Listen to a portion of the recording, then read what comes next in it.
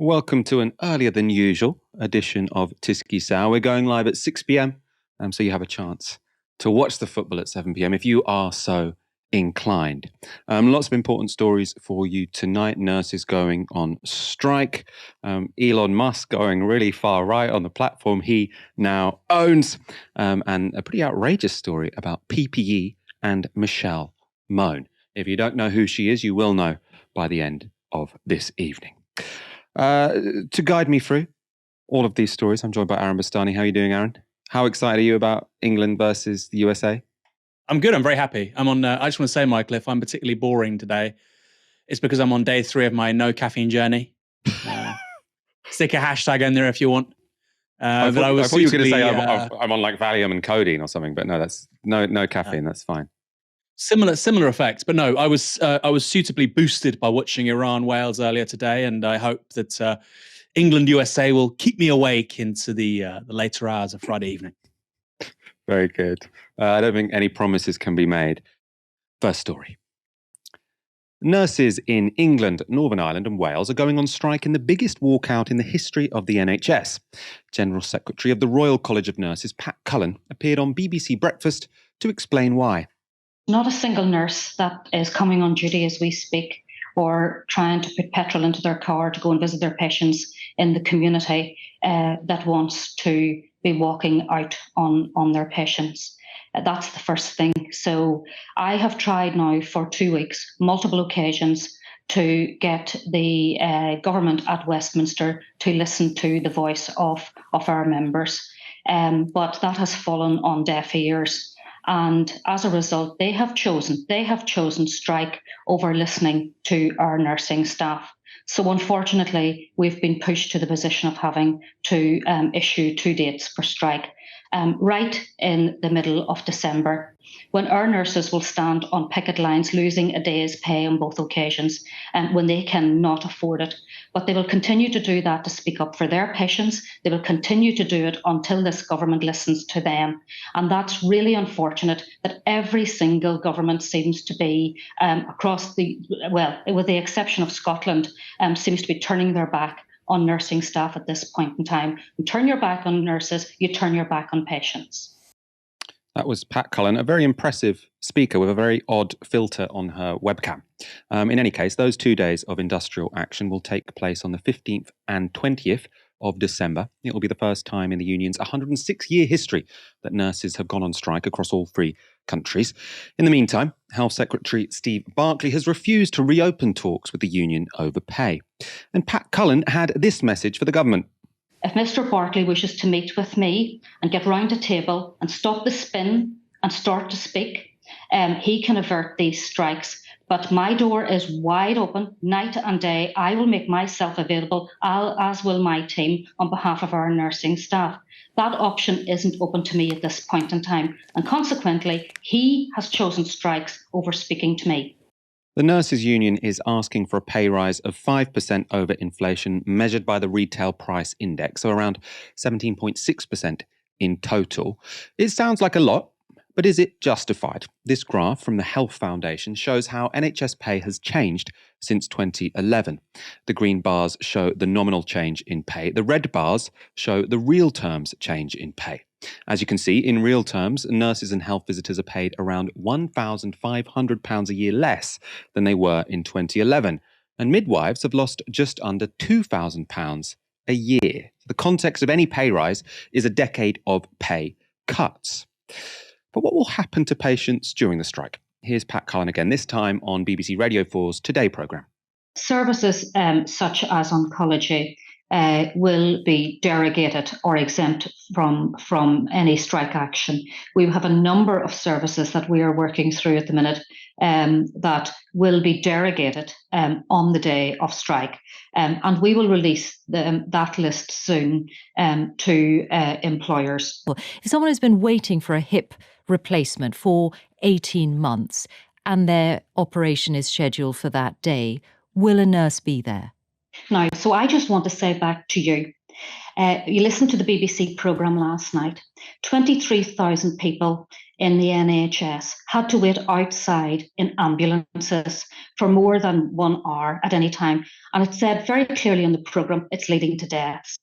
It showed our emergency departments actually bursting at the seams, with ambulance staff having to come in and cohort patients on corridors to look after them because there weren't any beds for them, to release those other ambulance staff to go out and collect more patients to bring them into those emergency departments. It also showed those nurses working 14-hour shifts under enormous pressure. No one is suggesting that nurses don't work very hard. And 7 million patients in England on waiting lists. Now, was any of that created by any of our nursing staff taking strike? Absolutely not, because nurses haven't taken strike in 106 years. They haven't created those waiting lists with those 7 million people waiting and languishing on those waiting lists. Absolutely not. I listened to that interview live on Radio 4. Very, very hostile interview from the host, asking all about whether this would damage patients' health. I don't think there was even a question about why are you striking. I thought it was very odd to listen to, but very expertly answered there. Of course, part of the reason those waiting lists have built up is because poor pay and conditions are driving nurses to leave the NHS. This graph from the BBC shows the change in the number of people leaving the NHS by year. You can see that the number leaving hovered at between 30 and 35,000 a year between 2011 and 2021. But in the last year, the number leaving has grown with 40,000 leaving. Now, it might look like those numbers are just being replaced by those joining, which is also up. 45,000 entered the NHS during the same period. But it's important to remember that many of the nurses leaving are highly experienced and more skilled, presumably. People just getting into the job are going to be less so. It's also important to remember that given an ageing population, we need the overall number of nurses to be dramatically increasing all the time. We cannot afford to have as many people leaving the NHS as people joining it. The NHS, though, are struggling to recruit to fill that need. So this graph from the King's Fund shows that vacancies for nurses are at a record high, with 46,000 posts unfilled in June this year. So you can see it's a record high and it's going up. Earlier today, I was joined by Dave Carr, a critical care nurse based in London. I started by asking him why he thinks now is the time for nurses to go on strike.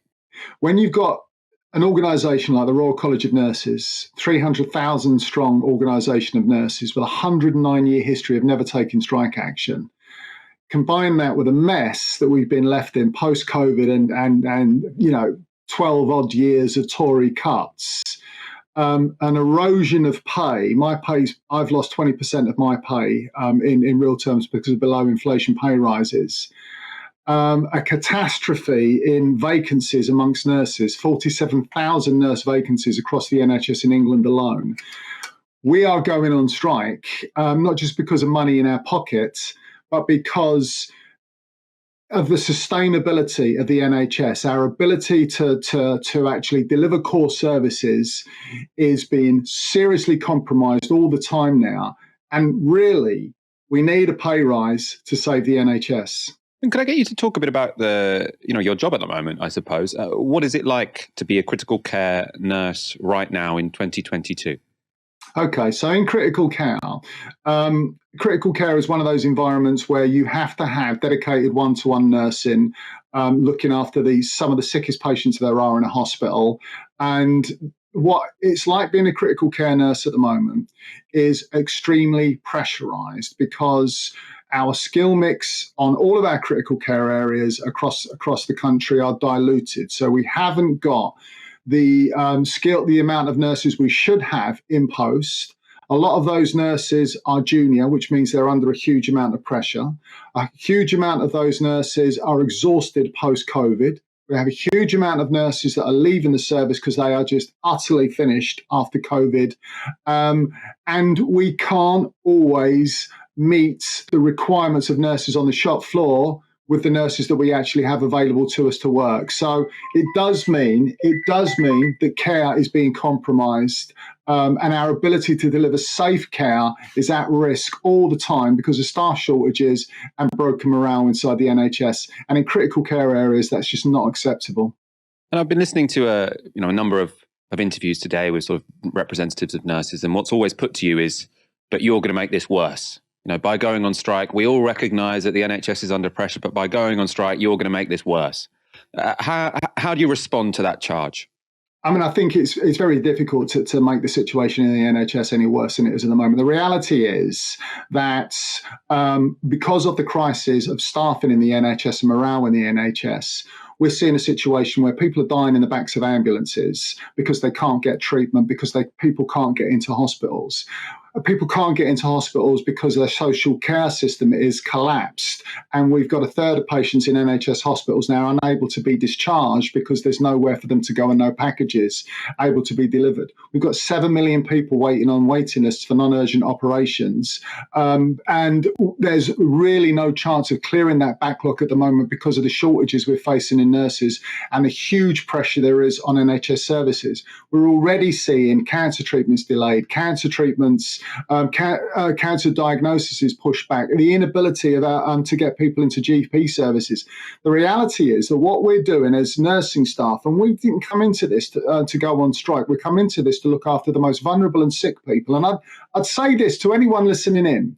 We were trusted during the pandemic to look after people by the British public who were, close to death, and often, they needed the most intense care and the most intense looking after of any group of patients that I've ever looked after in my career. The public trusted us to do that.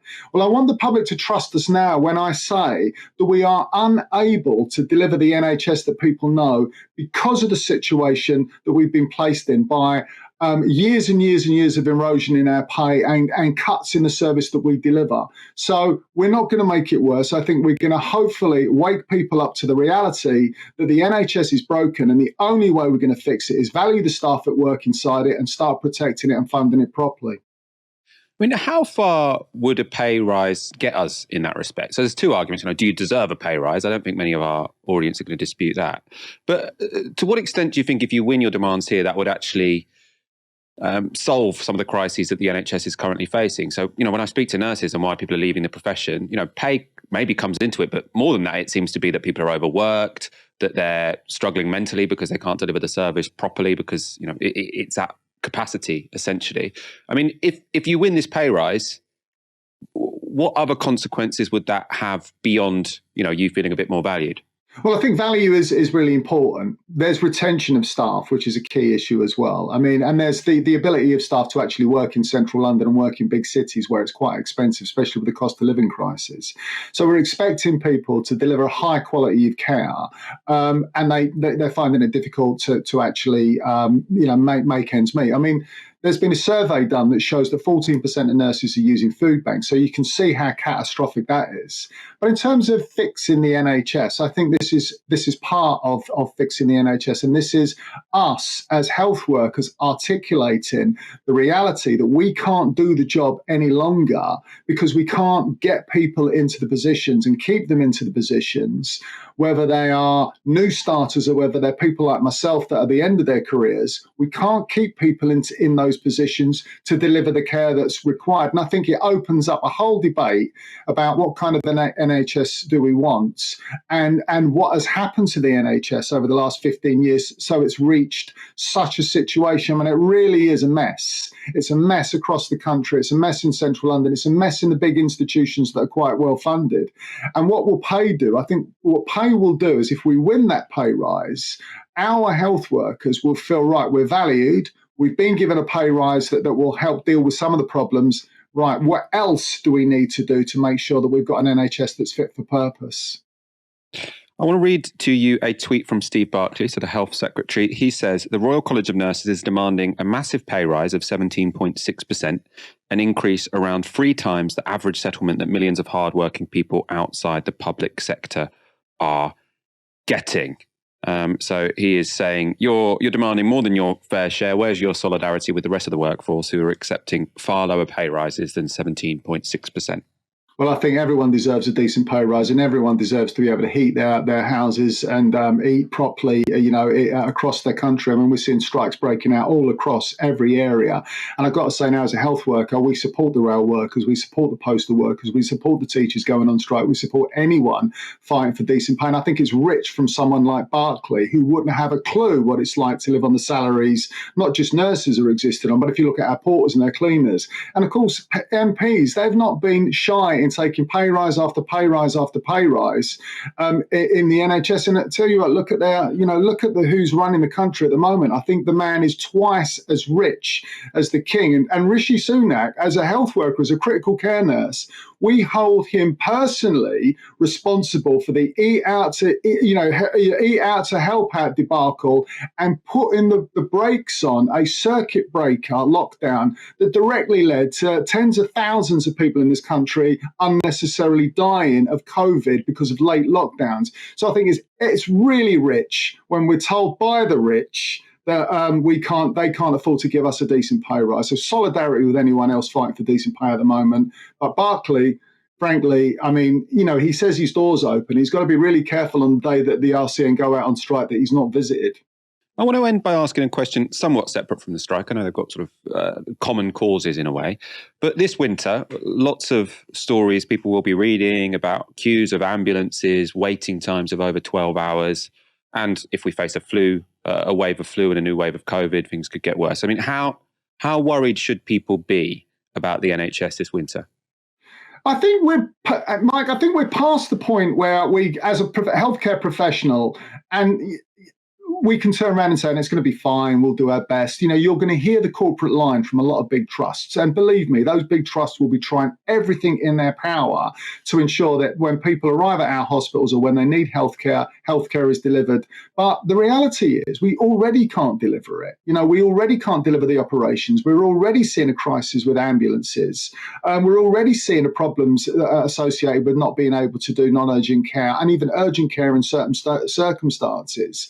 There will be lots of your viewers whose families will have had operations cancelled because there aren't staff or there aren't beds, there aren't staff or there aren't beds, repeat.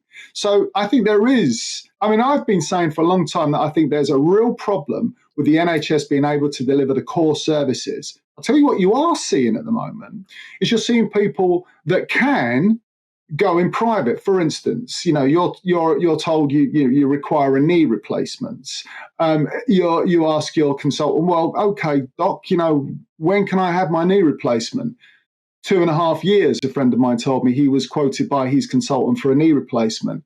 What happens is people are looking to take out loans, insurance, and they go in private. So what you're beginning to see now is the people that can afford to shifting the NHS into a two-tier type of operation where, the NHS is left to try and deliver core services to people that can't afford the core services or can't afford to go private, and people that can reluctantly having to use the private sector. And if you look at the amount of adverts there are on the TV for loans, for healthcare requirements, Bupa hospitals, come and see these wonderful places. You can see a cancer specialist at a click of a finger. That's the reality of what our NHS is turning into. So when these stories about what's going to happen this winter, are being wheeled out, the reality is, as well as people in A&Es, denied care, unable to get into the hospitals, dying, because they can't access healthcare. There's another whole segment of people that will be turning away from the NHS, reluctantly indebting themselves so that they can get their family and their loved ones the care that is required because the service at the moment is not fit for purpose.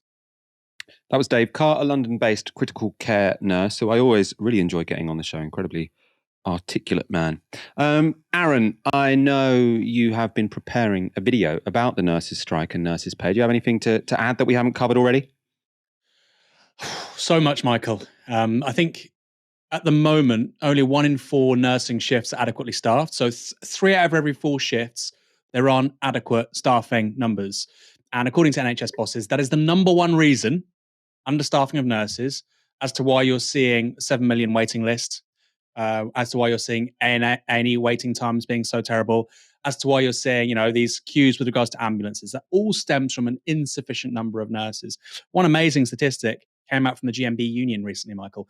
1 in 3 ambulance workers has experienced a patient dying with them because they couldn't process them quickly enough into hospital because of these queues to get into hospital, which, like I say, they find their route with inadequate numbers of nurses. What we're seeing in this country is a shortage of 47,000 nurses, partly, but overwhelmingly, actually, let's say, not just because of working conditions, but overwhelmingly because of falling real wages since 2010.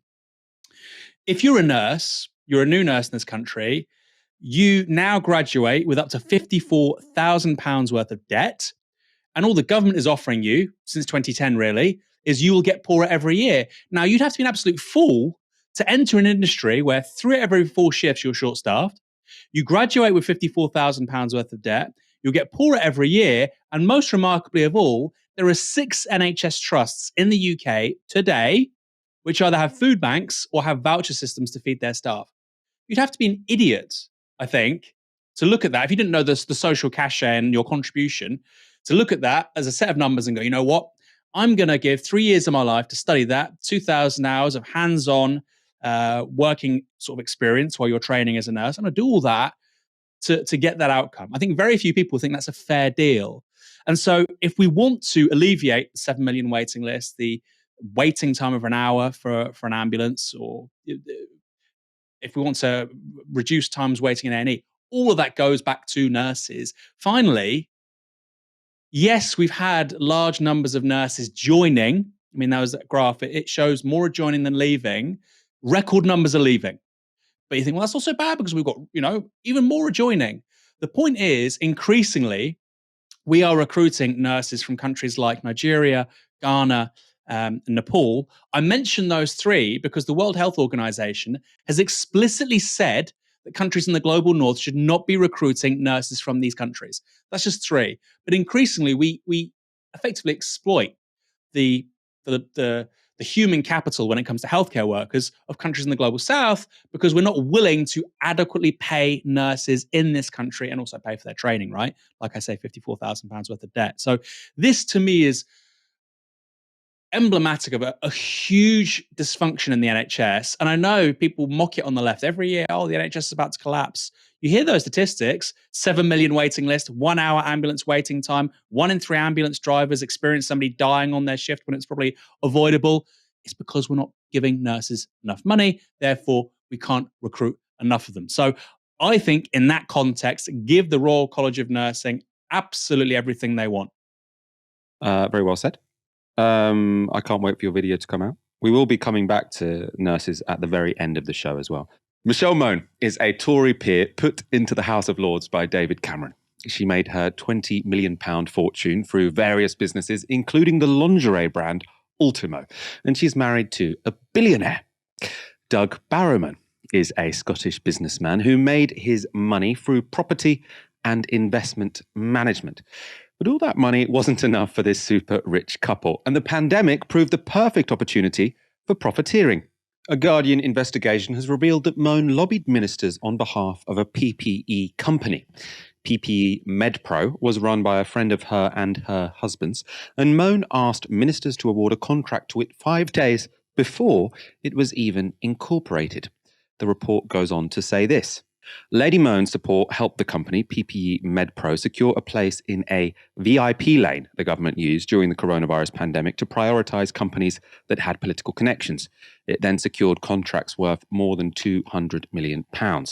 Documents seen by The Guardian indicate tens of millions of pounds of PPE MedPro's profits were later transferred to a secret offshore trust of which Mone and her adult children were the beneficiaries. They state that Mone's husband, the Isle of Man-based financier Douglas Barrowman, was paid at least £65 million in profits from PPE MedPro and then distributed the funds through a series of offshore accounts, trusts and companies. So, in total, Mone and her children appear to have secretly received £29 million in PPE MedPro profits. And to add insult to injury, it also turned out that a lot of the PPE provided was useless. £122 million of the money paid to the company was for 25 million surgical gowns, which failed the government's quality checks. PPE MedPro has refused to return the funds, and the government is still trying to claw them back. So, which minister did Moan lobby for this disastrous deal? Well, it was none other than Michael Gove, who was chair of the COVID Response Committee. That's now raising questions about whether Gove bypassed formal channels to help Moan out, which led to this awkward interview on Sky News this week. Well, during the pandemic, there were lots of people who were approaching us with offers of PPE. I referred all of them to the appropriate civil service channels in order to make sure that the PPE that we were being offered was of sufficient quality and could be sourced in time. It was a procurement process which every offer went through in order to assess. But she did approach you with your personal email, no? Well, lots of people approached me. Personal email? Yeah, there were lots of people who approached me, whether it was through email, text, or in the precincts of the House of Commons or wherever, to say that they could help us. Because, as you'll remember at the time, not just in the United Kingdom, but across Europe, we needed to source PPE quickly. And anyone who approached me, I said, thank you very much, and made sure that their efforts to help were referred to the appropriate, officially run, independent channel to assess whether or not the PPE that they were offering was value for money. So what do you remember about the personal email that she sent you? That she was one of a huge number of people who were approaching the government at the time, who were... So you don't remember specifically her approaching you? I remember lots of people approaching me. Do you remember her specifically approaching you? I do remember. The thing about Baroness Moan is that, as you know, she's a strong personality. But there were lots and lots of other people who approached me as well. Anyone who approached me, I thanked and then made sure that they went through the appropriate process so that anyone's claim was assessed not by me as an individual, but by an independent process. Okay, but what do you remember about her personal approach to you? What do you remember about that email? I remember that she was keen to ensure that PPE, which the government needed at that time, was provided. The government has so far refused to publish correspondence between Moan and government ministers, which led Angela Rayner to table this urgent question in Parliament on Thursday. Last night, documents seen by The Guardian revealed that yet another case of taxpayers' money was wasted, a total failure of due diligence and a conflict of interest at the heart of government procurement. In May 2020, PPE MedPro was set up and given £203 million in government contracts after a referral from a Tory peer. It now appears that tens of millions of pounds of that money ended up in offshore accounts connected to the individuals involved. Profits made possible through the company's personal connections to ministers and the Tories' VIP lane that was declared illegal by the High Court. Yet ministers are still refusing to publish correspondence relating to the award of the MedPro contract because they say, Mr Speaker, the department is engaged in a mediation process. Can the Minister today tell us if that mediation process has reached any outcome and what public funds have been recovered, if any? The government spokesperson in the Commons, Health and Social Care Minister Neil O'Brien, avoided answering that question in any meaningful way. But PPE MedPro has been under investigation by the National Crime Agency since earlier this year. As part of that investigation, Moan's Isle of Man mansion was raided in April. But Moan and Barrowman have always denied any wrongdoing. The Guardian reports this. A lawyer for Moan said, "There are a number of reasons why our client cannot comment on these issues, and she is under no duty to do so." They go on. A lawyer who represents both Barrowman and PPE MedPro said that a continuing investigation limited what his clients were able to say on these matters, and he added, "For the time being, we are also instructed to say that there is much inaccuracy in the portrayal of the alleged, quote, facts, and a number of them are completely wrong." They go on. Moan, 51, and Barrowman, 57, have over the last 2 years repeatedly insisted they had no involvement in PPE MedPro and no role in the process through which the company was awarded its government contracts. PPE MedPro has repeatedly refused to identify its mystery backers, but denied it was awarded contracts because of company or personal connections to the UK government or Conservative Party. In January, the House of Lords launched an investigation into Moan's conduct, and Moan hasn't spoken publicly about the matter since then. That is until yesterday, when she posted this on social media. "Don't believe everything you read, or everything you think. Now, don't believe everything you read. I see that. Don't believe everything you think. It's quite meta. I'm not sure what I think about that. Aaron, do you believe everything you think?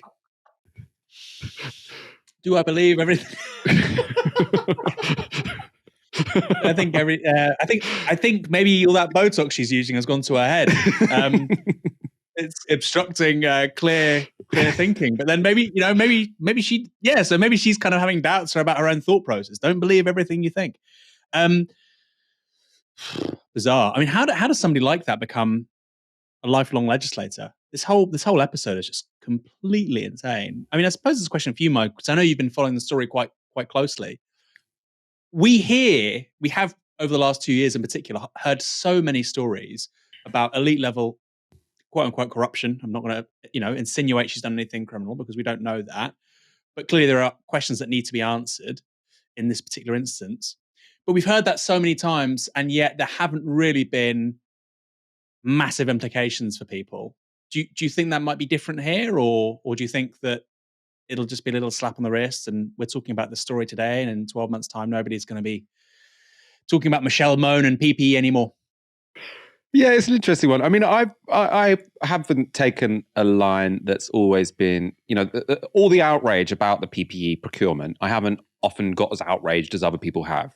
And I say this because, the argument is always made that procurement wasn't done properly. I'm like, well, it was the start of the pandemic. It was a completely unforeseen circumstance. I mean, we can have a debate about whether or not they should have foreseen it, but I mean, it was, as a matter of fact, unforeseen. And they ended up doing a lot of things by WhatsApp and on the hoof. And I kind of have some sympathy for that. It doesn't strike me as completely unreasonable that one would have a VIP lane. I mean, obviously, it being called a VIP lane looks bad. I'm not sure if it was the government who called it that or if it was the press who called it that after the fact. But if you're asking for procurement, or if you're asking for people to offer you PPE who've never even made PPE, and remember that's what we needed to happen, then it makes sense you say, well, we actually can vouch for this person. Because you could also call it a vouched for lane, right? So the existence of a vouched for lane, I don't think is particularly concerning in and of itself. I always thought with this story, though, what was more interesting was less like the government processes and more these people who are completely exploiting the situation. So I don't think there was enough sort of populist anger about the people who were getting incredibly rich off the COVID pandemic, basically by defrauding the state. And I think that matters not because, I don't just want to make a villain of Michelle Mone. She's just one of many people who, don't seem, what can I say, honourable, don't seem particularly honourable, let's say. But there are a lot of people like that in the British ruling class, people who are, out to exploit the public purse. Again, I don't want to say I know who is guilty or not guilty in this case, but I mean, when you've got, just even these sentences that if profits are ever transferred to a secret offshore trust, I think you should have some questions and some concerns. And so I think that's very much what's happened here. I mean, you can make a broader point about having sort of like a neoliberal state, which is reliant on constantly procuring things from private individuals, that you will end up with, well, I don't want to say scammers again, because, there has been no judgment made, but it doesn't seem like this was a particularly mutually beneficial transaction. It seemed like one party benefited a lot and we all got screwed over. So I suppose that's what I think about it. I think it's a window into sort of a particular class of people in Britain who are out or seem to be out for themselves, and we're getting screwed over for whatever reason. Focusing on Michelle Mone, though, because we do have a bit more information on her. She is a colourful character. She recently paid more than £50,000 to settle a claim made against her for allegedly sending a racist text. The dispute began in 2019 when a yacht belonging to a friend of Mone's crashed into another yacht, guess where? In Monaco. A crew member died in the accident, but it was what Mone said to a passenger on the other yacht that got Mone into trouble. The man on the other yacht was called Richard Linton-Jones. He is a wealth manager who is of Indian heritage, which is relevant for the next part of the story. This is from The Times. Linton-Jones, who was a guest on the other boat, told the peer in a WhatsApp, the peer being Mone, in a WhatsApp exchange that his partner had been traumatized, adding, quote, "I would prefer you back the F off." In Mone's alleged reply, she is said to have written, quote, "You're a lowlife, a waste of a man's white skin, so don't give us your lies, you're a total disgrace," unquote. In other WhatsApp messages, Mone allegedly described Linton-Jones's partner as a, quote, "mental loony and a nutcase bird." Now, the article goes on to say this. Referring to the allegation in an Instagram post in December, Moan said, quote, "Since when did calling out a man on his actions, his entitled white privilege, constitute racism? Quite the opposite. The accusations I have read today against me are full of contradictions." She has also claimed that Linton Jones, who is of Indian heritage, has an appearance that is 100% white. In a previous statement, Baroness Moan says she is 100% not racist. It added, Baroness Moan and her husband have built over 15 schools in Africa in the past 3 years.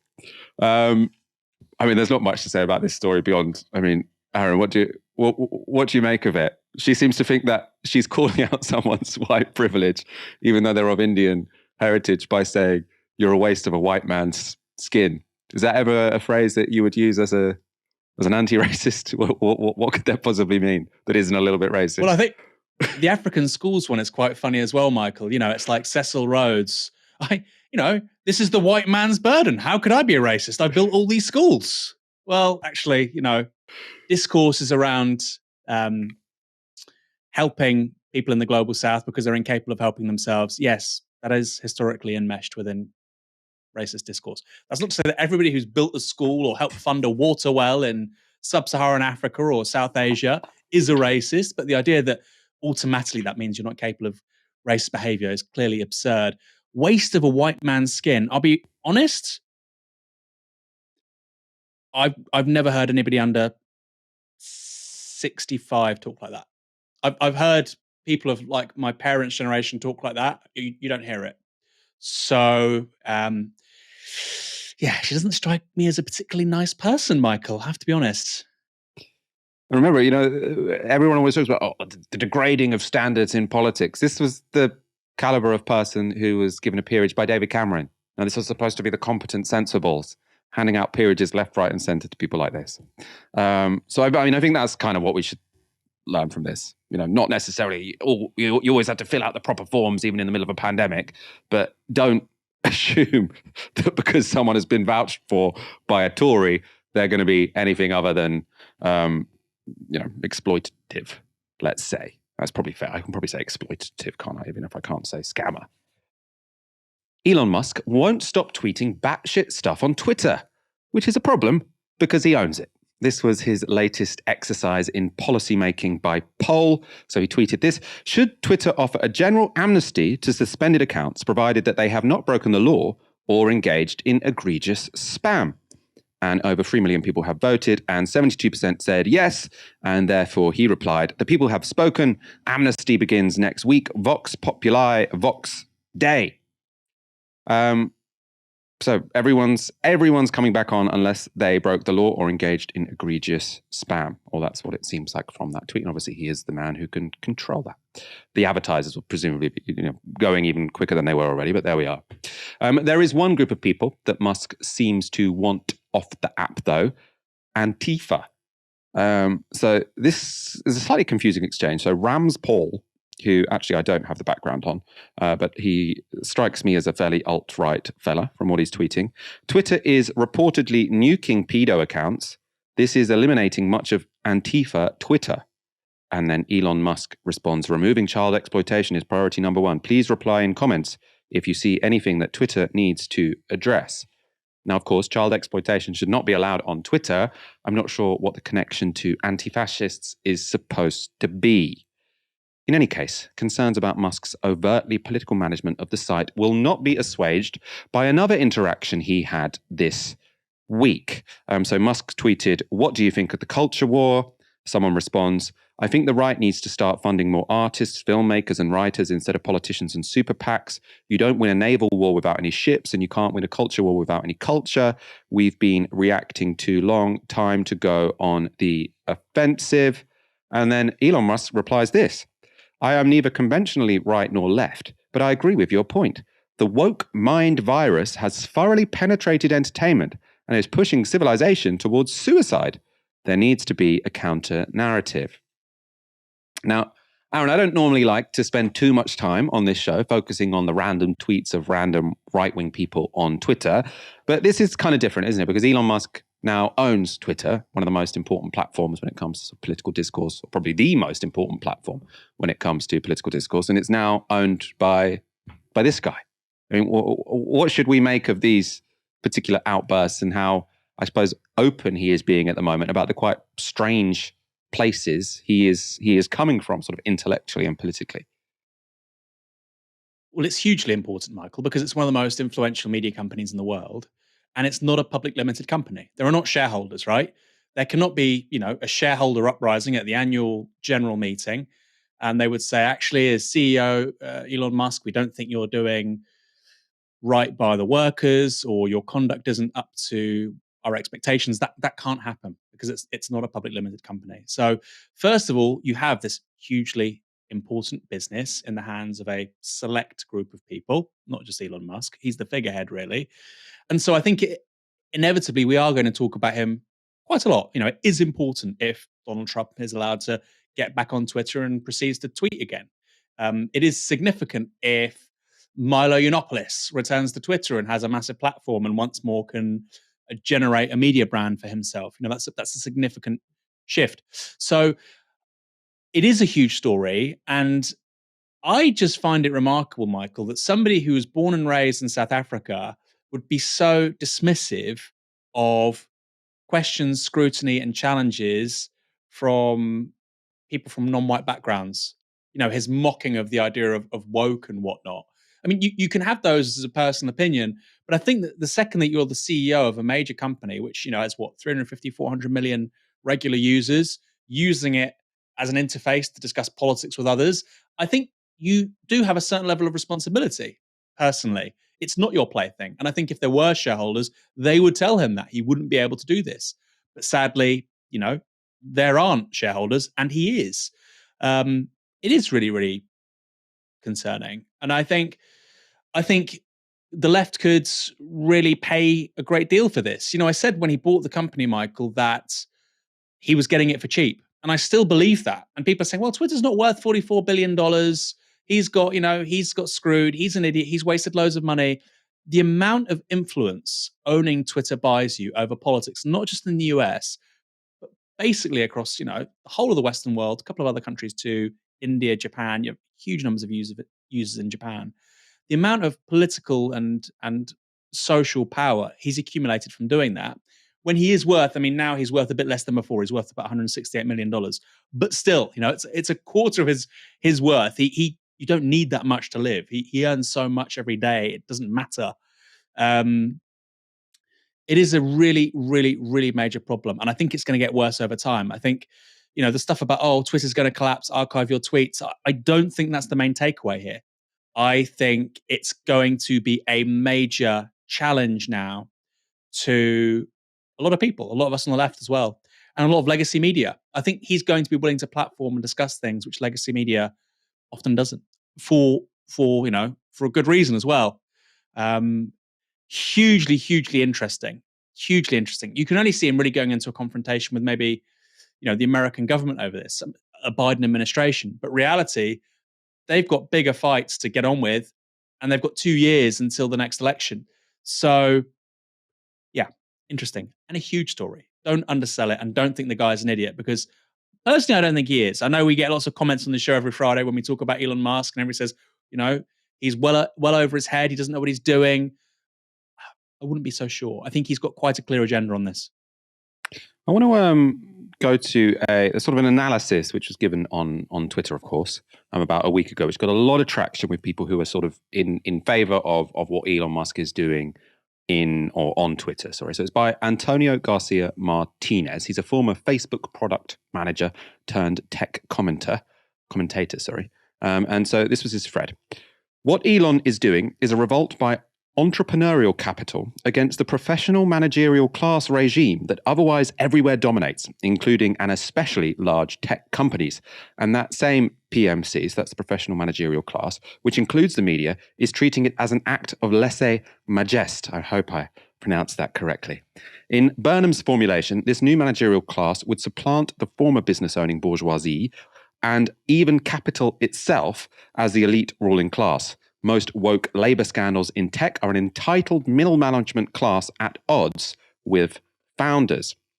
Elon simply defenestrating the entire HR regime, so human resources regime, the ESG grifters. I think that's probably equalities and I'm not sure actually. The Skittles hair people with mouse clicking jobs who think themselves bold social crusaders rather than a parasitic weight around any organization's neck is an intolerable overturning of the social order. Twitter must fail after the purge of such a former elite. For if Twitter does not fail, if in fact it manages to emerge stronger than before, then what sort of example would this set for every other organization similarly captured by the elite? Unthinkable. Aaron, I wanted your take on that. Elon Musk as class warrior, sort of the class of entrepreneurs and creators against the class of bureaucratic managers who are a sort of parasitic weight on the entrepreneurs. Is there anything persuasive going on here? Is this completely deluded? How seriously should we take this? Well, persuasive, no. Deluded, perhaps, but there's absolutely something to it. So this idea as well goes back really to Peter Drucker. Peter Drucker is a theorist of management. He believes that management is a skill in and of itself and that it adds value to businesses. And, they don't necessarily have to be workers making the product. They might not be the entrepreneurs who, respond to consumer demand in new and innovative ways. There's something else, which is managing resources, they're managing people, they're managing innovation, and they're creating value through doing that. And that's a discernible skill. I agree with that, by the way. I think it's really important. When you engage with larger organizations, you can see the value of good management. It's not to say all management should be there. Often you can cut a lot of fat, but good management is priceless in terms of establishing new working practices, protocols, upskilling people, immensely valuable. And what I think is happening with Musk is that he is taking a certain sort of ideological stand on this. It's part Ayn Rand. It's part just Silicon Valley ideology about the founder, the entrepreneur. 6 guys in T-shirts can start a multi-billion-dollar business. They can start the business, but they can't run it. Okay. And that's where management comes in. They can't run it for 10, 15, 20 years, like you see with Google, like you see with Facebook. Because if you want to have staff, retain staff, have maternity policies, don't discriminate against people from different racial backgrounds or disabilities, then you need to have management processes. And what's clear is that a certain subset of Silicon Valley who are obsessed with founder ideology, effectively Ayn Rand libertarianism, as I've said, they think that management ethos is acting as a sort of a dead weight upon them creating new value. And there was one tweet I saw which was really instructive in this regard, Michael. It was saying all the digital products you use are from the 2000s, not from the 2010s. So Facebook, Google, YouTube obviously acquired by Google, Twitter, Instagram, LinkedIn, all created in the 2000s. And that's because in the 2010s, people sort of, these all became bloated companies. There was lots of ESG, which stands for environmental, social, and governance, basically corporate social responsibility. And actually, people stopped doing the hard yards of creating new value, creating new businesses, responding to consumer demand in new ways, because they brought in loads of managers with blue hair who wanted to ensure that people didn't work, 100 hours a week. And I just think that analysis is dead wrong. Firstly, there are many companies that were created in the 2010s. I mean, Elon Musk started Tesla before them, but it becomes a mainstream business during the 2010s. Other ones too, of course, TikTok or Figma or I don't know, Notion, Slack. There's lots of platforms people use that were created in the 2010s. But the reason why you don't get the same kind of burst of energy is 2 things, I think. Easy money, because of quantitative easing, and monopolies. So realistically, when you have a business like Facebook, a business like Google, a business like Amazon, because they have such an extraordinary amount of market share, you don't get competition, you don't get new innovation. So I think they've got the completely wrong understanding of why there's not been loads of innovation coming out of Silicon Valley in the last 10 years. It's more about easy money and monopolies and oligopolies than it is about, the woke mind virus and management taking over. Finally, and this is something I do worry about, Michael, I wrote a book about fully automated luxury communism. I think that leisure time is a really important thing for people. In the early 2010s, late 2000s, you had a book by a guy called Tim Ferriss, The 4-Hour Workweek, Live the Life of the New Super Rich, which was basically how do you become as productive as possible? How do you create processes whereby, you can work a couple of hours a day, the 4 hours a week was a bit, polemical, but a few hours a day. And actually, you can work a 20, 25-hour week and you can live a really good life. And that was the kind of dream for lots of people in and around the ambit of Silicon Valley. How can I, maximize revenues and not work as hard as maybe I have done for the last 5-10 years? And Elon Musk is saying, no 4-hour work week, no 40-hour week. I want you to sleep at work. And that is a real shift, because the part of the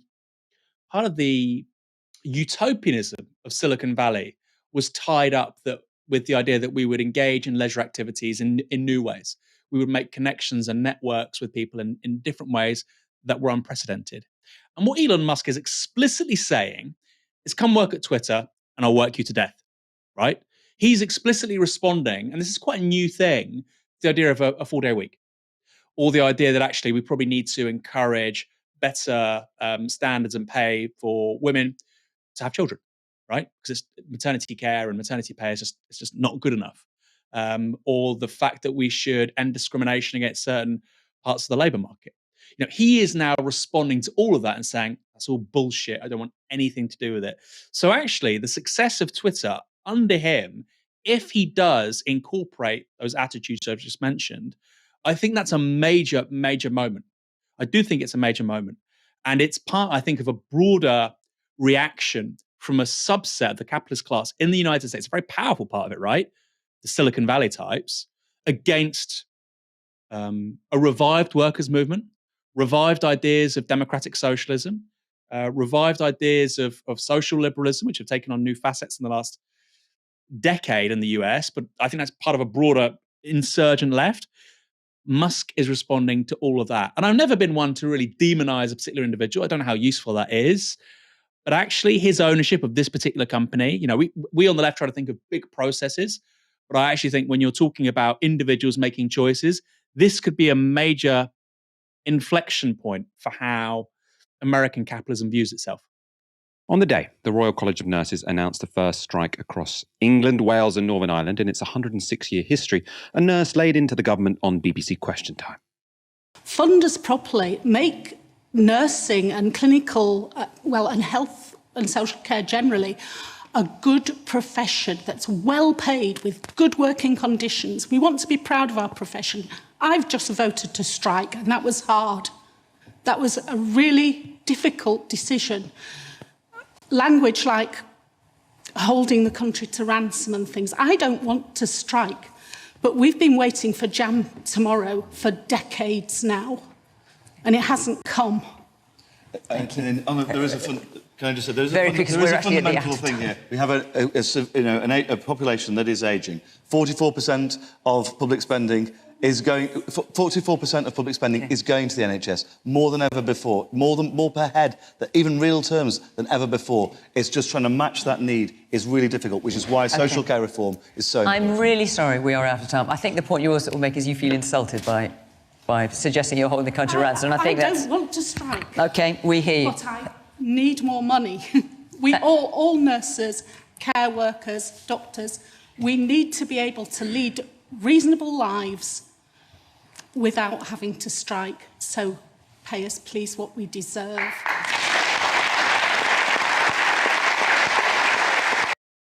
So the reference there to holding the country to ransom, that was something a separate audience member said in the programme. That was, I think, about the rail workers striking. It's a phrase, though, that government ministers have liked to use too. Aaron, I mean, the applause that nurse got, I mean, very well justified, very well warranted. I think that might scare the government. What do you think?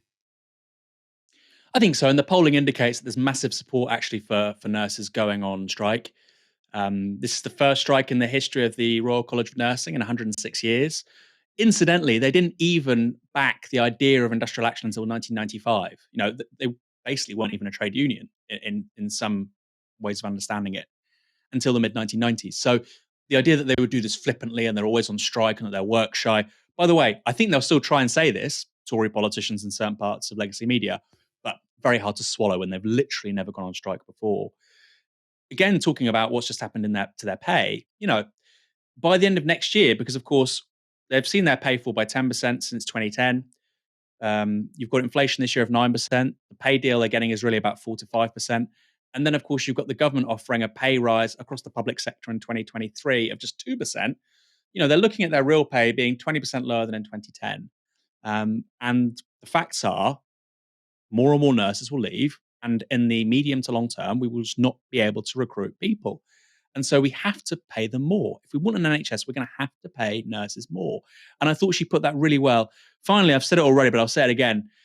One alarming statistic on this, Michael, is that there are 6 NHS trusts in the UK which either have food banks at work or offer a voucher system whereby nurses can get food, which is, effectively food bank food. It's just procedurally done quite differently. I mean, you'd think that's a sign to the government, Michael. The average nurse now is graduating with £54,000 worth of student debt. They're having to sometimes use food banks. And the promise they're getting from the government is to just get permanently poorer year after year and have wage rises below inflation. You will not be able to recruit people into the NHS if you do that. They can run all the adverts they like, that look like Love Actually. If Richard Curtis is trying to promote the NHS, this is what it would be. They do those, it seems now, every Christmas. That's not adequate. They should stop doing it, put the money towards paying nurses the amount they deserve, frankly. Hear, hear. Solidarity with any nurses watching. We will definitely be covering the strike all throughout December because it matters, to all of us, because the NHS matters to all of us. I think this could be very significant as well when it comes to the general discussion about pay rises. Well, I don't even want to say pay rises. Again, workers fighting against real terms pay cuts, which is what all of these strikes are at the moment. Aaron Bastani, I will let you get off to watch England versus the USA. Thank you for joining me this evening. A pleasure as always. My pleasure, Michael. Thank you so much. And thank you for watching. We'll be back on Monday at the normal time of 7 p.m. For now, you've been watching Tysky Sour on Novara Media. Good night.